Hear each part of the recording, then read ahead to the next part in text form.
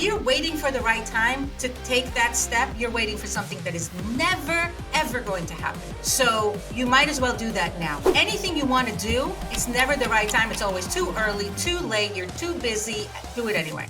Dr. Michelle Rozen, the 6% Club. What do you do that makes someone a performer? How do you get someone to actually achieve the results they want? You've got to condition yourself to develop healthy habits that carry you through. That generating of success, it's a process of becoming. It will never be the right time. Take the first step. The psychology of change, how you generate success with Dr. Michelle Rozen. So, Michelle, we're talking about creation of success. What is the Michelle Rozen formula for creating success in life? I came to that formula, Brad, after so many years of encountering so much pain. So there's so much pain in the world. You know, people want things and it's not working out for them. And my concern about that is that pretty soon somebody starts saying to themselves, maybe I'm not good enough because I want those things and they're not happening. And so the goal is, this is 2025. We got to make it a good year. We have to. What are we doing differently this year compared to the years before? That's the million-dollar question. And I think the main goal is to generate success. This is why I love the name of your podcast so much. And thank you for having me a second time. The great success. So how do we generate that? How do we generate success? And the problem that most people have is that they haven't experienced success.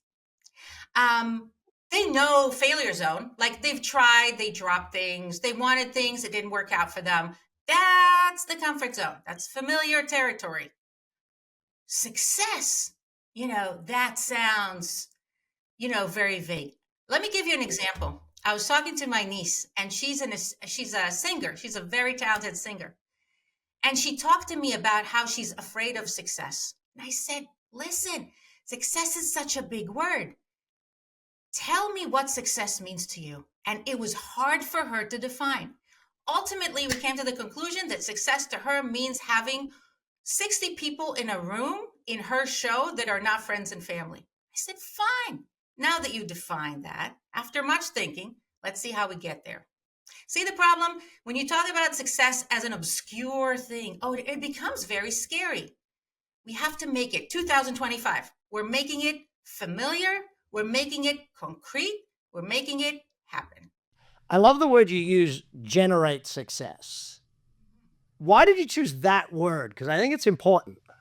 Let's talk about what success is, and then we'll see how to generate it, right? So to me, the Michelle Rozen definition, to me, success means that I said that I will do something, and I was actually able to make it happen.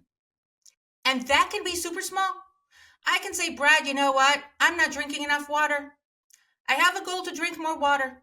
Now I need to make it happen. I can have the same type of discussion about, big goals, small goals. I need to work out more. I need to save more money. It can be a lot of things. Success to me is I said X and X happened. And when I say generate success, I mean at any scale. That means that it can be super small. I just want to get that dopamine rush. I want to get that sensation, that experience of, I said that something will happen, and it happened. And so my recommendation is always, come on, start small. Don't overwhelm yourself. Say that you will do X and be consistent, make it happen. Because what happens is when you generate that success and you actually follow through, even if it's super small, this is when you tell yourself, I am so cool. Would you look at me? I said that I'm going to drink 2 gallons of water a day. Guess what I did for the past month? I've been drinking 2 gallons of water a day. I am cool. Now let's talk about my business. Now let's talk about my relationship. And so it becomes familiar territory. It becomes an identity. This is why, the whole 6% club and the 6%ers. I am the kind of person that if I said that I will do this, I made it happen. And so no judgment, it can be something related to your kids, something related to your health, something super dumb and stupid. Fine. Generate it. Make it happen.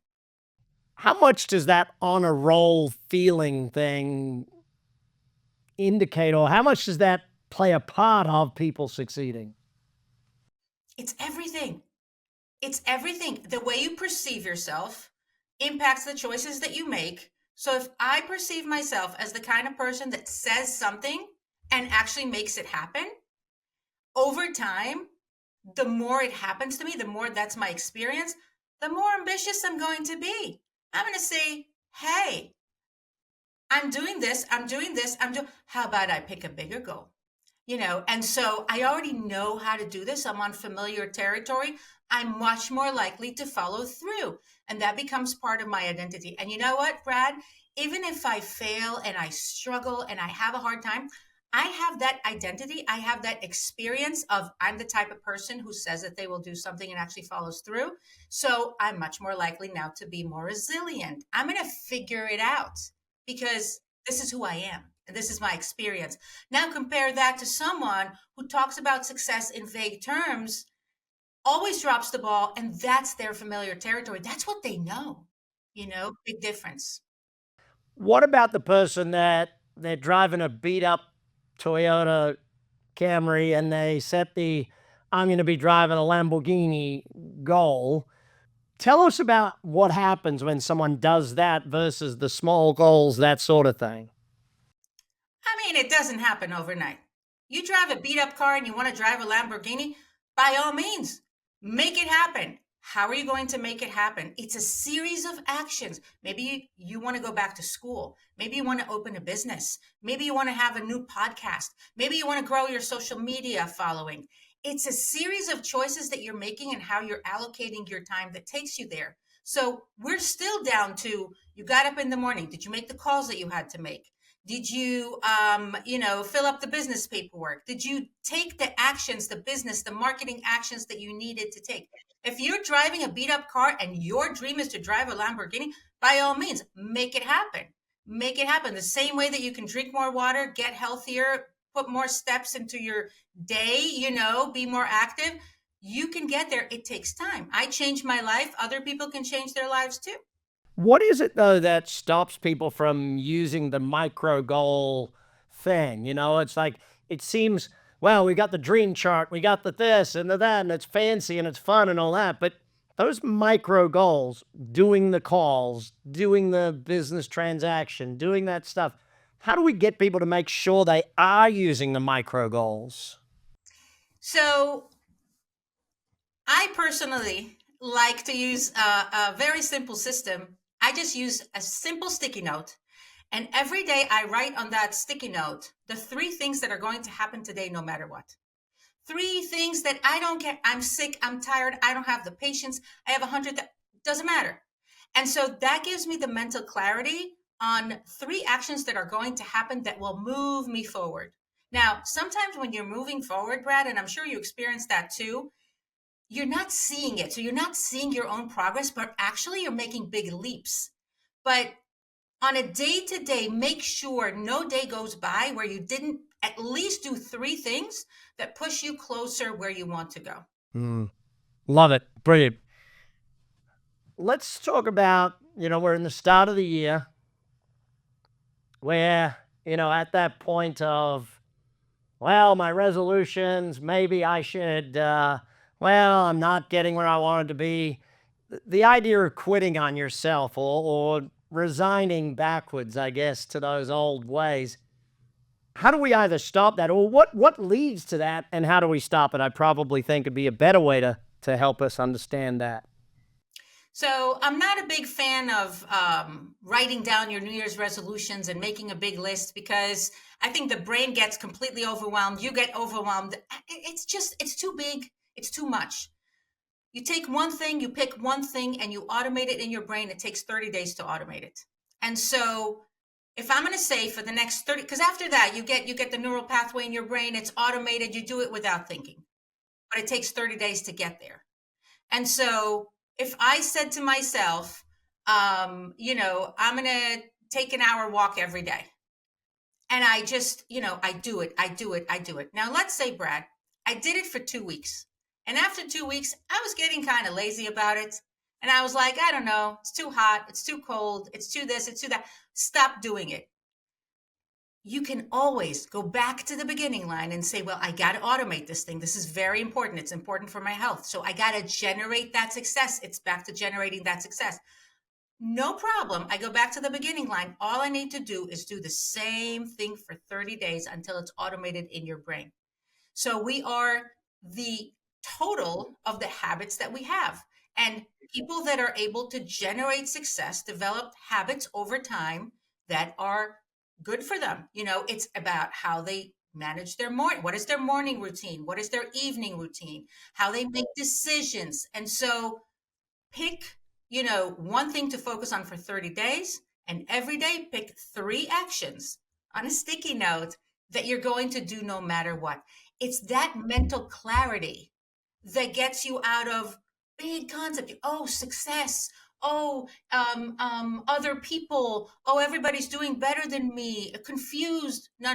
Get the mental clarity. What do you want to automate in your brain for 30 days? What are 3 actions you're taking today to make sure to push through and push through? Yeah. It's interesting. You said something there that made me think, when people stop doing the goal, like I had a goal of doing it for 30 days, I stopped at day 17. Dude, just start again. Start again, but not from day 17. That's your penalty there.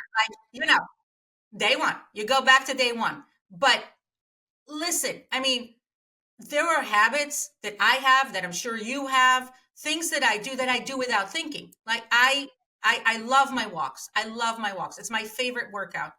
Same route, pretty much at the same time. If it rains, I'm very confused. I'm very confused. I look at the clock and I'm like, what am I supposed to do? What do people do with it? I walk at this time of the day. So it's that level of, because I did it so many times, I'm way past the 30 days. It's like, I'm conditioned to do it. You've got to condition yourself to develop healthy habits that carry you through. And so it's that generating of success. It's a process of becoming. You become the type of person who sets goals, says that they will not, let's not even to call it goals, says that they will do something and actually follows through. It's as simple as that. Yeah, I love that languaging around it. I think it's really important to just sort of say, it doesn't have to be a goal. It's just, I'm going to do this, and you go do it. And you're going to do it, and you're going to find that, let's not think that the 6%ers are, everybody in Hollywood and their sister. Not necessarily. It could be, your next door neighbor. It could be someone that you're not even thinking, but it's the type of people that develop the mindset that if they said something, they are going to follow through. And there's a little bit of a problem. I agree with you, Brad, with the word goals, because people feel that if they said the word goal, it has to be something impressive. And I say, don't even think about that. Think about something that you want to see happening. How are you going to get there? What do you need to do today, tomorrow, the day after to make sure you get there? Yeah, I was stuck with a few business owners the other day, and they're looking for the magic bullet. And I said, guys, it's not one thing that 100% changes your life. It's 1% things that change your life. And all you got to do is look for that 1 or 2 tiny things that can start the ball rolling. And if that's, the ball doesn't roll if you don't start on that one. So I want to ask then, I hit day 17. How do I stay firm with myself? How do I get myself into that, or, keep going, I guess, is the question. I'm a big fan of electronics. Set reminders on every single device that you have, because your brain doesn't want to do it. Your brain says, well, you've always been dropping the ball. How about we just do that again? But if you set a reminder and you stay with the same time, and let's say you said you're going to work out at 7, and at 5 minutes to 7, 15 minutes to 7, every single device you have says, do the thing, do the thing, do the thing.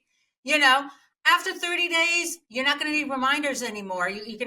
That's what you're doing at that time of the day. But notes on the fridge, reminders on your phone, reminders on your laptop, reminders on your watch. You've got to condition. You know what it is, Brad? You manipulate the environment through those devices rather than fighting with your willpower. Because willpower, who trusts it? I have willpower now. I'm not going to have it in the evening. I'll be too tired. So why would I trust my willpower and build my whole life around Sometimes I have it, sometimes I don't. Instead of that, when you manipulate the environment, set reminders on your devices, now, okay, so now we're doing the thing. I remember a period in my life where I didn't like working out, and I paid someone to show up at my house every day at the same time for 90 straight days. Like, I paid him his 90 days worth of money. So you cannot not show up. You're gonna, because when I'm logical, I can make that decision. It's in the emotive moment of, holy, is he here? Oh my God, he's here. Is he really here? No, he's not. Yeah, he's here. Oh, I got to get up and go do this. You know what I mean? It was like, I knew I wouldn't have that willpower. So yeah, manipulate the environment. I love that way of looking at it. So let's talk about restarting then. Because whether it is restarting from missing a day or restarting from, I'm 50 and I've never got there, or, how do we restart? How do we ignite ourselves to get back on the horse, or even get on the horse for the first time? I have a sentence that I always go back to, and I developed it in the course of my life when I almost wanted to give up. And I say, it will never be the right time. Take the first step. Because whatever I've done in my life, Brad, it was never the right time. I went back to school for my master's and my PhD when I was a full-time working mom of three very young kids.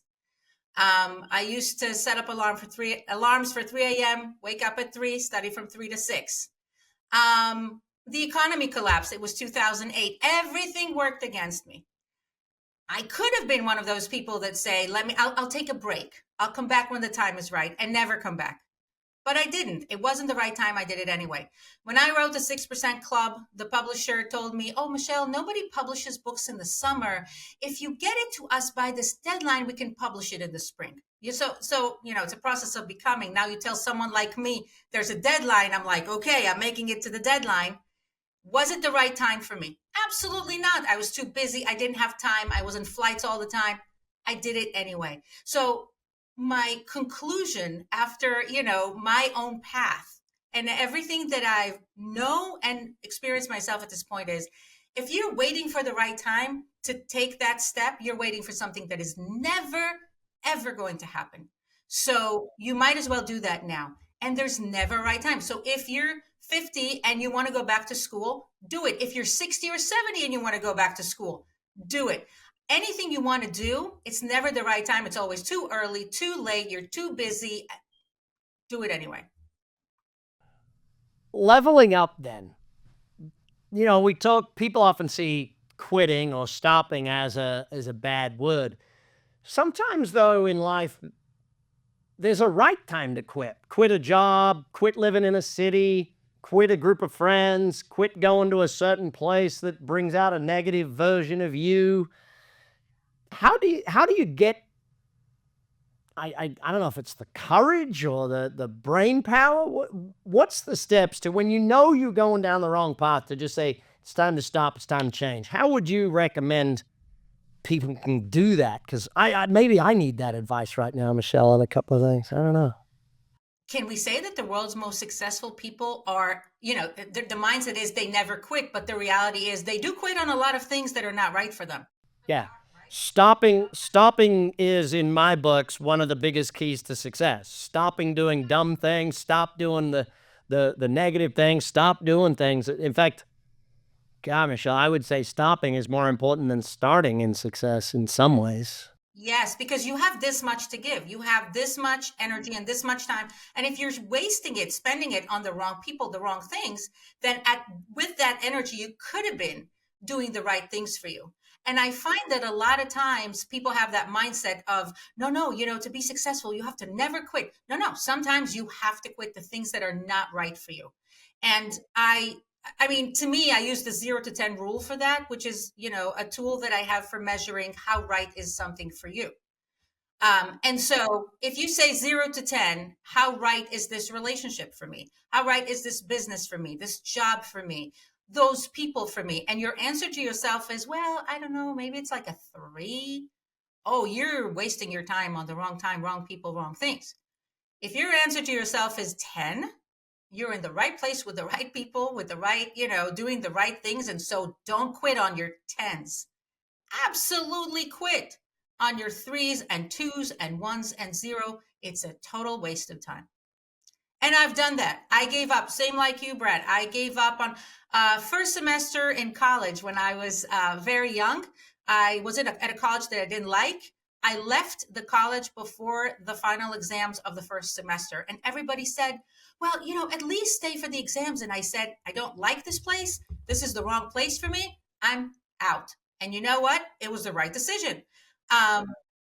Don't stay just because you are afraid to make that decision of, this is a 3. I got to put my life is short. I got to put my time where it's a 10 for me because my time is limited. Yeah. What about, let's do 2 subjects. Firstly, saying no. Successful people can say no. Must say no. Are amazing at saying no to almost everything. So you have to get really comfortable with setting boundaries and saying no without getting a stomach ache.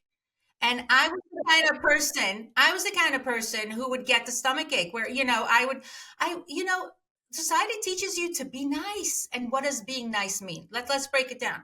Being nice means, in that sense of not saying no, that you're going to take your daily amount of time and energy and you're just going to give it out to people because you can't say no.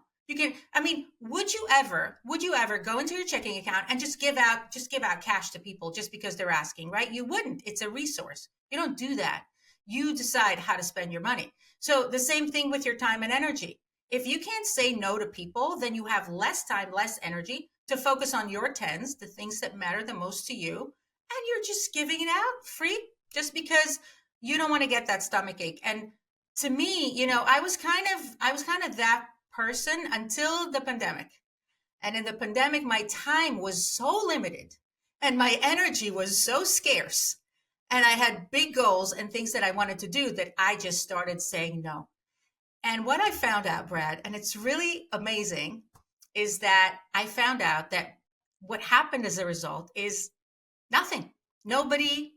If anything, I got more respect from the people around me and I had more time. So the benefits to me were so great and nothing happened. No one had a problem with it. I just needed to get clear with saying, this is a no, not now, not this, not at this moment. And my life improved drastically. Well, hey there, and thanks for listening. I've noticed that 78% of you are brand new, which means you haven't hit the subscribe button yet. By subscribing, you help us bring on even better guests, better quality content, and serve you better with even more podcasts. So please hit that subscribe button. It only takes a second. It makes a huge difference. If you support us, we're going to support your success and help you achieve big success together. Now, one of the things I've always done, and we teach it to all the business owners we coach, is to create for yourself a default calendar, a default diary. This is, in these 2 hours, I'll be doing this. And it's almost like defining your greatest week ever sort of thing. Like in a great week, in a perfect week, in the right week, I would do this between these hours, this. These are the things I'm doing. And what I've found is by defining that, it's easier to say no. Be like, no, sorry, I've got to be doing I've got a marketing meeting then. Now, who's the marketing meeting with? With me. I'm in the marketing meeting with myself. And it's like, even my assistant knows whenever I'm doing something, it's like, and someone calls for me, it's like, no, Brad's in a meeting. Brad's with someone right now, and it's like, oh, he's with someone. Oh, okay, I'll call back later, and it's like, yeah, I'm with me. Brilliant. First of all, I'm going to adopt this. This is brilliant. This is really, really good. I love it. I think I'm going to guess that after you've done that for a while, by the way, you manipulated your environment just right there alone to help you in saying no. But there are also the situations where it's at your face, where someone is asking for your time or energy or, and we all know the energy vampires out there that would suck out every single piece of, energy that you have in you. And sometimes it's in your face and you have to get really good at saying, I'm really, really sorry. I can't do that right now. And then in the nicest way, just set a very firm boundary.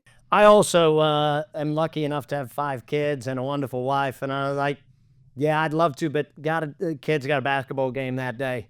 It's like, and between hockey, basketball, singing, acting, I'm pretty sure my kids have something every single day of the year. But even, one of my buddies recently invited me on a trip, and he goes, "Hey, we're going to do this trip and we're going to all go and we're going to do this and this and this." I said, "Yeah, I'm busy that weekend." He said, "I haven't even told you when." I said, "I know, I'm still busy that weekend." But my mom was the best for me when I was young and really working hard, and there was family events, and she would always, anytime there was a big family thing like the extended family, she said, "Oh, Brad's traveling that weekend. He'll be he's busy." So my mom would protect me. My assistant protects my time. But when we look at leveling up, stopping is sort of phase one of leveling up, stopping doing something that is taking you away from your ideal self, your ideal world, the 6% version of you. How does someone actually go, "You know what? I haven't had that level of success in the past, or I haven't been successful in that area in the past." How do they switch? How do we get them thinking in that way? Is it just as simple as starting, or is there more to it than that? First of all, I want to go back to what you just described because I thought it was really cool. And I think the key is there. So notice how you're describing how much you're protecting yourself and your time and your energy. And not only that, but you have people and things in your environment that are helping you. I mean, you're guarding it so much, which is so important. That was the perfect example. Whoever's listening, that was a perfect example of how you do it, to the point that even your mom knows to protect. Let's all help Brad guard his time and energy because he needs it, because you have 5 kids and you have, business things you need to do, and you need your time and energy. Imagine you didn't have that. Most people don't have that fence that you've built that is so important for success. So I would actually go to what you just described right now, and I would say, guys, this is the first step. This is the first thing that you do. You start guarding your time and energy by saying no to people and things that don't matter. That's the first step. Specifically towards your new goal, I think, or your new reality that you're aiming to create, if we can drop the word goal out for you. But if someone once said to me, "You don't achieve your dreams and goals, you fall to the level of your schedule or your systems."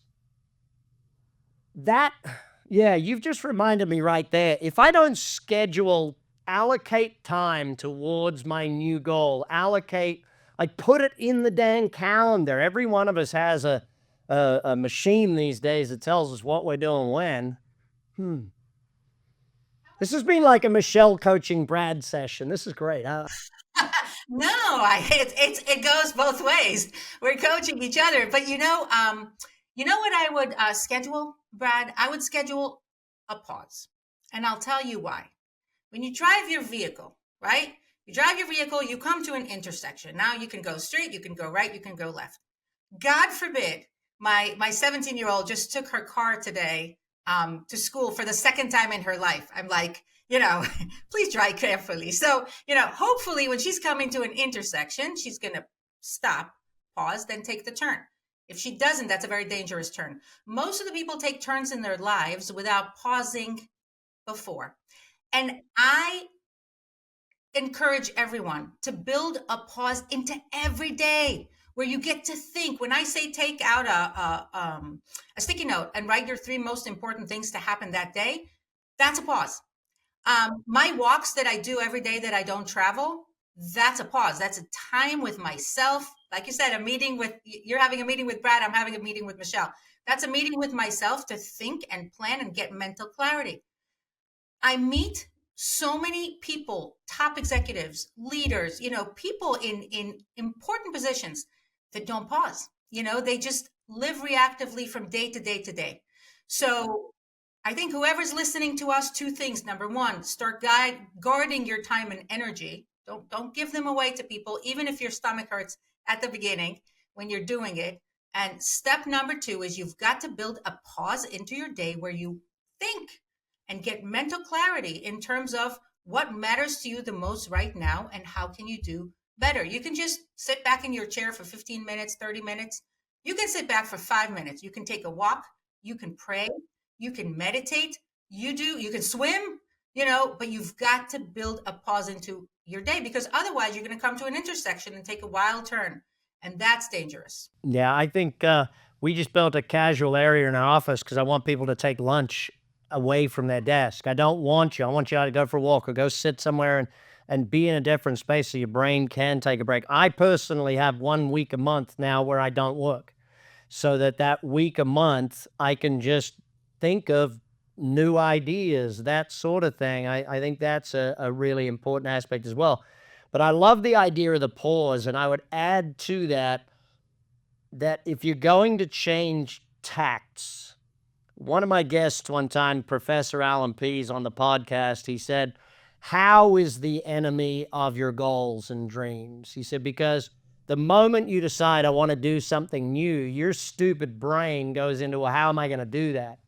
And the problem is your stupid brain doesn't know how to do it. That's why you set it as a goal. So dear stupid brain, I'm taking a pause so I can read 10 books, listen to 20 podcasts. Do you know what I mean? Like, you've got to do the learning. And that's where I don't think people give themselves the cushioning or the time or the grace to learn the new thing. If I'm changing from there to there, like if it was running a marathon, you got to practice, you got to do those things. You don't set the goal and run it tomorrow. You set the goal and you got to take 6 months, 12 months, 2 years to work up to it, sort of thing. And I think, Michelle, you've reminded me a lot of that fact that I've got to make sure I pause, study, learn, plan, then get to it, sort of thing. I love that idea. And think.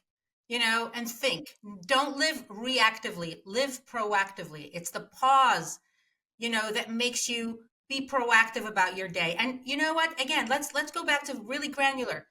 Tomorrow, how can you run tomorrow better than you ran yesterday? Yesterday, you had a crazy day. Too many things happened. You were frazzled. You were all over the place. You don't want to have a day like that again. Okay. How are we going to run tomorrow differently? I get up, Brad, 30 minutes before the time I'm supposed to wake up. I love my morning coffee. I sit there with my coffee and my dogs, and I plan my day. So when you think about it, you take a week off to think and strategize. I build, when I don't travel, again, the travel throws me off, but I build 2 pauses into my day. I get up 30 minutes earlier. I call that 30 minutes of magic. And because that's how I don't start the day reactively. I started proactively, and I have my walks, which is another opportunity to think and strategize. Yeah, I'm not good at getting up in that early time. I write my list the day before of what I got to do the next day. But I love the idea. I'm going to steal that Post-it note idea. I'm going to start that with my 3 things, the 3 priorities a day. Love it. Michelle, I always end this thing with a thought of what's the best advice or the best quote you ever got on the subject of success. So, seeing as I've invited you back, this is going to have to be your second best one ever, I guess. You gave me the best one on the last podcast. I don't remember what it was. Well, it was over a year ago, so yes, that is definitely the case. It was over a year ago. Yeah, I mean, the whole world changed. I would go back to what I told you before, Brad. It will never be the right time. Take the first step. So the world is filled with people that want things and they're waiting for the right time. And the right time is not happening. And so life goes by. It can be something super small. It can be something super stupid, maybe for other people, but for you, it matters. You're not too old. You're not too young. You're not too rich. You're not too poor. You're not too anything. Just do it, because the right time is not coming. And I can tell you that from my own experience, I look back into my life and I'm like, thank you, universe, for me not waiting for the right time. I would miss out on so much. And so that's my favorite quote and my message to everyone. I'm Brad Sugars. This is the Big Success Podcast. We'll be back with more on your success next week. Hit the show notes, Dr. Michelle Rozen. Study, learn, read, do all the things, and let's keep building your success. You've been listening to the Big Success Podcast with the #1 business coach in the world, Brad Sugars. To learn more about how to achieve business and personal success, as well as how to level up or listen to past episodes, visit www.bradsugars.com.